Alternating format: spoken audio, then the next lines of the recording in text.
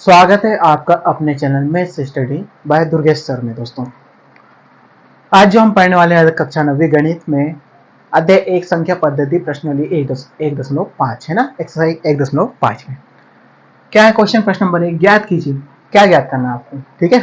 तो क्वेश्चन को आपको सरल करना है। सरल मतलब यहाँ कुछ कुछ संख्या की पावर, मतलब उसकी घात 1/2 दे दी, तो उसकी घात 32 की घात 1/5 दे दी, 125 की घात 1/3 दे दी। तो हम नॉर्मली जो घात रहती है उसको तो सोल्व कर सकते हैं। जैसे मान लो 3 की घात 2, इसको हम लिख सकते हैं 3 गुना 3, इसका आ जाएगा 9, है ना। या फिर 8 की घात 3, इसको लिख सकते हैं 8 गुना 8 गुना 8, और इसको गुना कर सकते हैं। लेकिन क्या हो, जब हमें भिन्न में, या फिर हम बोल सकते हैं ये भिन्न में है ना, भिन्न में आपको घात दे दे, तब आप क्या करोगे। तो दोस्तों, इसको सोल्व करने का ऐसा तरीका रहता है कि ये जो क्वेश्चन रहता है ना, ये जो घात है इसी का कुछ बोल सकते हैं गुणनफल होता है ना, इसी का फैक्टर होता है। तो क्या करेंगे, आपको समझना है एक एक चीज को अच्छे से, ठीक है। मैं जो बोलने जा रहा हूँ, जैसे यहाँ पर 64 की घात 1/2 है, तो हम 64 को ऐसे दो भागों में तोड़ सकते हैं। जैसे मान लो कि 8 गुना 8, ये क्या होता है 8×64, ठीक है। और इसको क्या लिख सकता है, 8 गुना 8 को 8 की घात 2 लिख सकता हूँ, ठीक है। ये लिख सकता हूँ, इसका मतलब भी 64 होता है, ठीक है। तो 64 को मैं लिख सकता हूँ 8 की घात 2, ठीक है। तो इसको करना चाहूँ तो मैं इसके द्वारा बहुत आसान तरीके से कर सकता हूँ।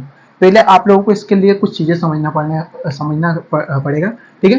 यहाँ पर आपको कि जब भी इस प्रकार से मिले a की घात m गुना a की घात n, तो आपको हमेशा पता चलना चाहिए कि ऐसे में आधार समान होने पर घातें जुड़ जाती है, मतलब m प्लस n हो जाती है, ठीक है। एक फॉर्मूला आपको याद रखना है, घातांक का नियम, इसको बोलते हैं घातांक नियम, ठीक है। अच्छे से याद रखना आपको। दूसरा होता है कि अगर अभी तो यहाँ पर सेम ऐसा कैसा रहेगा, कोई दिक्कत नहीं। उसके बाद आप लोगों को आता है कि a की घात m गुना b की घात m क्या होता है। जब यहाँ तो क्या होता है कि आधार समान था, घातें अलग अलग, तो आधार समान घातें जुड़ जाती। लेकिन क्या हो, जब आधार ही अलग अलग हो और घातें समान हो तो क्या होता है दोस्तों, घातों को हो जाता आपस सॉरी आधारों को हो जाता आपस में गुणा, और घात ऐसे की ऐसे आ जाती।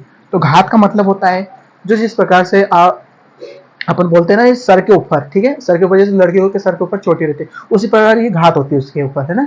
मान लो ये लड़की है, उसके ऊपर ये चोटी उसकी ऊपर रहती है। याद रखना दोस्तों, कभी भी घात को साथ में मत लिखना, क्योंकि अधिकतर बच्चों की कॉमन गलती रहती है कि 32 जैसे लिखा ना, तो इसको 1/5 लिख देगा, तो ये गलत हो जाएगा। ये क्या रोंग हो जाएगा। तो आपको कभी भी ऐसा रखना, चाहो तो आप जो आधार है उसको बड़ा बना दो, और जो घात है उसको छोटा बना दो, तो ज्यादा बेहतर रहेगा, ठीक है। तो घात हमेशा सर के ऊपर रहती है, याद रखना। और मैंने यहाँ लिखा कि या ए क्यों लिखा, ए कोई संख्या है दोस्तों, तो ए का गुणा जब एम है, मतलब ऐसा रहेगा आधार समान है, तो एम और एन क्या होगा, आपस में जुड़ जाएगी, मतलब घातें जुड़ जाएगी। और आधार मतलब अलग अलग होगा, घातें समान है तो क्या होगा, आधार का गुणा हो जाता है। दोस्तों, ये स्पेशल केस आपको याद रखना पड़ेगा, ठीक है। हिंदी में याद रखना, जब भी आधार समान हो और गुणा में हो, आधार समान हो और गुणा में हो तो घातें जुड़ जाती है। याद रखना आप अच्छे से, इसको 9th क्लास में आ गए, ये 8th में अच्छे से था। और जब भी जो घातें होगी इस प्रकार से, मान लो आधार समान हो, है ना, इस प्रकार से, और भाग में हो, आधार समान हो और घात अलग अलग तो रहेगी, और भाग में हो तो क्या होगा, घातें घट जाएगी, मतलब m माइनस n हो जाएगी। ये स्पेशल केस आपको ये भी याद रखना। दूसरा, a की घात 0 का मतलब होता है 1, ये आपको याद रखना है दोस्तों, ठीक है। इस चीज को भी अच्छे से याद रखना। एक ही जगह बहुत सारी चीजें अलग अलग आ सकती है। तो पहले क्वेश्चन करते हैं। तो आपको इसको घात के रूप में तोड़ना है। 64 को 1/2 क्या है, इसका भी भूल जाओ। 64 को ऐसा तोड़ो कि, चलो ठीक है, आपको मैं करके बताता हूँ, ठीक है। आप क्या करो, 64 के फैक्टर निकालो एक साइड में, हल, ठीक है।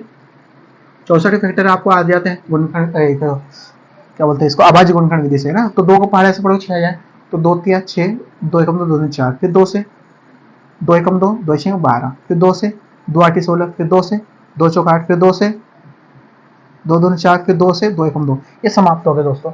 अब इसको हम क्या लिख सकते हैं 64 को, कि 2 गुना 2 गुना 2 गुना 2 गुना 2 गुना 2, 1 2 3 4 5 6, 1 2 3 4 5 और ये 6, और इस पूरे की घात 1/2 है दोस्तों, ठीक है। मैंने 64 को इस प्रकार से तोड़ लिया। अब क्या करूंगा, 1 2 3 4 5 6, तो 2 कितनी बार है 6, तो उसकी घात में बना दूंगा 6, क्या बना दूंगा 6, और इस पूरे की घात क्या है 1/2। इस दोस्तों, इस चीज को आपको अच्छे समझना है। क्या किया हमने सबसे पहले कि 64 को फैक्टर में बदला इस प्रकार से, और कितनी बार है 1 2 3 4 5 6, तो 2 को हमने 6 बार लिख दिया। 2 की घात 6 का मतलब क्या था, 2 को 6 बार गुना करना है। अब क्या होगा देखो, अब क्या होगा, याद रखना कि जब भी इस प्रकार से रहे आपके सामने कि a की घात m और पूरे की घात n, तो क्या होता है m गुना n हो जाता है। याद रखना, एक स्पेशल केस आपको ये भी याद रखना। कि घात की भी घात हो, घात की भी घात हो तो घातों का हो जाता है गुना, ठीक है, घातों क्या हो जाता है गुना। तो 2 की घात 6 गुना 1/2, तो ये क्या होगा, याद रखना इसको बड़ा बनाना है। 2 से कट जाएगा तो कितना आएगा, 2 तिया 6, तो क्या आएगा 2 की घात 3 गुना 1, तो क्या आएगा 2 की घात 3, और इसको लिख सकते हो 2 गुना 2 गुना 2, तो होता है 4, 4 दूनो 8, आपका आंसर करेक्ट हो जाएगा दोस्तों। बस आपको इस प्रकार से सरल करना है क्वेश्चन को, ठीक है। ये था आपका आवाजी गुणनखंड विधि। अगर आप लोग थोड़े होशियार हो, थोड़े से अच्छे समझदार हो, तो आप क्या कर सकते थे कि 64 को हम देखो, इसको आप देख लेना है ना, इसको मिटा रहा हूँ, दूसरा तरीका है ना टाइप। 64 को आप क्या लिख सकते हो, 8 गुना 8, ये होता है 8 64, तो मैं 8 की घात 2 लिख सकता हूँ इसको 64 को, और पूरे की घात 1/2 है, ठीक है। अब में क्या होगा कि क्या होता है, घात एक, जब भी घात का घात होता है, मतलब घात के ऊपर घात होती है, घातों का गुणा हो जाता है, तो क्या होगा 8 और 2 गुना 1/2, तो 2 से 2 कट जाएगा, तो 8 की घात 1 और 8 की घात 1 का मतलब 8 आंसर होगा दोस्तों। ये हमारा डायरेक्ट है। ये 2 तरीके मैंने आप लोगों को बताया था, आप कौन से तरीके से चलेगा मुझे कमेंट बॉक्स में जरूर बताएं दोस्तों। तो ये आप चाहो तो कौन से तरीके से करना चाहो कर लेना, ठीक है। तो आवाज गुणनखंड विधि से ये करोगे। अब इसी प्रकार से हम ये क्वेश्चन करेंगे। तो 32 को क्या करोगे, हल।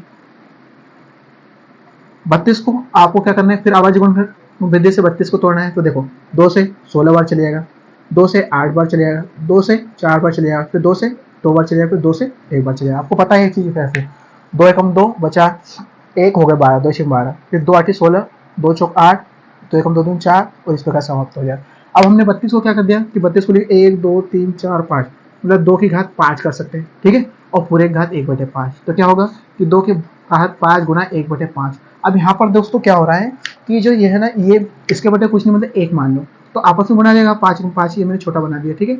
और मैंने भी यहाँ पर वही किया, इसके बटे कुछ नहीं, मतलब 1 मान के कर सकते हैं। तो मैंने मैंने डायरेक्ट क्या किया कि 5 से 5 काट दूंगा और 6 से ये काट दूंगा, ऊपर और नीचे काट सकते हो आप, है ना।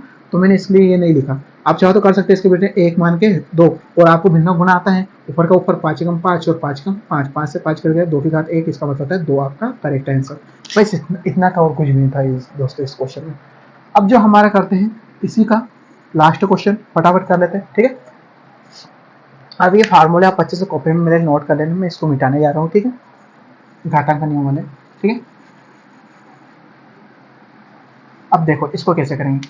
अब मैं चाहूंगा तो इसको क्या कर सकते हो, 5 गुना 5 गुना 5, ऐसी मतलब 3 घात में तोड़ सकता हूँ। 5 25 25 125, तो 5 की घात देखो, ये तो मेरा सिंपल तरीका है, इसको मैं 5 की घात 3 के रूप में तोड़ सकता हूँ, 5 की घात 3, और इस पूरे की घात कितनी है 1/3। तो मैं करने जाऊंगा तो 5 3 गुना 1/3, और 3 से 3 कट जाएगा, तो 5 की घात 1, 105 आंसर हो जाएगा। ये था हमारा जो हम सोच सकते थे ज़्यादा अच्छे से, ठीक है। लेकिन हम क्या करेंगे, हमें नहीं आता है, तो हम क्या करेंगे, आवाजी गुणनखंड विधि लगाएंगे।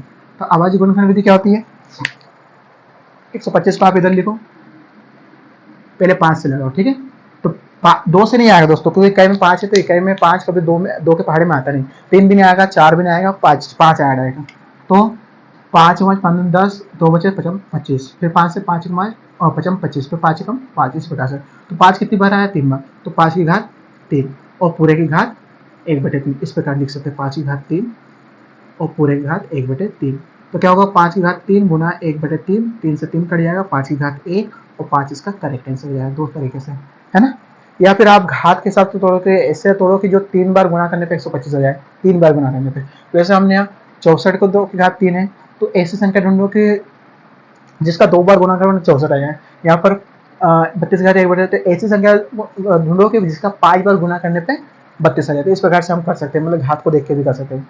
तो ये हमारा क्वेश्चन नंबर 1 था, कोई ज़्यादा दम नहीं था इन क्वेश्चनों में, सोल्व आसान तरीके से कर सकते हैं। जैसा मैंने समझा आप ऐसा कर सकते हो क्वेश्चन पेपर में, क्वेश्चन आंसर सीट में, तो ज़्यादा बेहतर रहेगा दोस्तों, ठीक है।